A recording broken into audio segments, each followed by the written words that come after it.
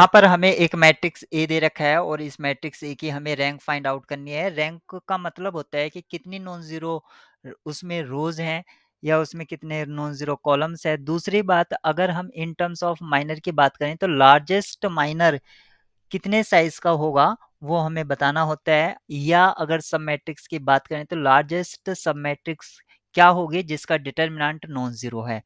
तो हम इसको एलिमेंट्री रो ऑपरेशन से कर रहे हैं ताकि हम ज़्यादा से ज़्यादा ज़ीरोज़ रो बना पाएँ और देखें कि इसमें कितनी नॉन ज़ीरो रोज़ हैं। उसके लिए हमें एलिमेंट्री रो ऑपरेशन लगानी होगी।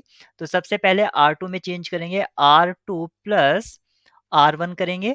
एक एलिमेंट्री रो ऑपरेशन ये लगाएँगे, दूसरी एलिमेंट्री रो ऑपरेशन R3 में लगाएँगे, यानी कि R3 प्लस 4 टाइम्स R1 और एक एलिमेंट्री रो ऑपरेशन और लगाएँगे R4 में और इसको चेंज कर रहे हैं हम R4 प्लस 3 टाइम्स R1।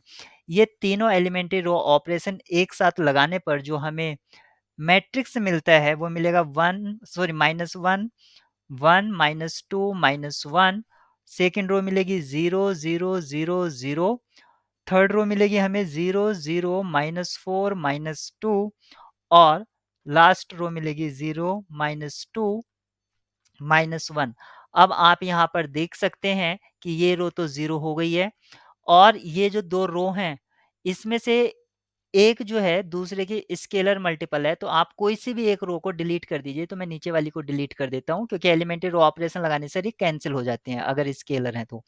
तो हमारे पास एक तो ये और ये 2 नॉन ज़ीरो रो बचती हैं। इस तरह से 2 नॉन ज़ीरो रो का मतलब हुआ कि इसकी जो रैंक है, रैंक ऑफ ए जिसको हम रो से डिनोट कर देते हैं वो 2 होगा और इस हिसाब से ऑप्शन बी करेक्ट होगा।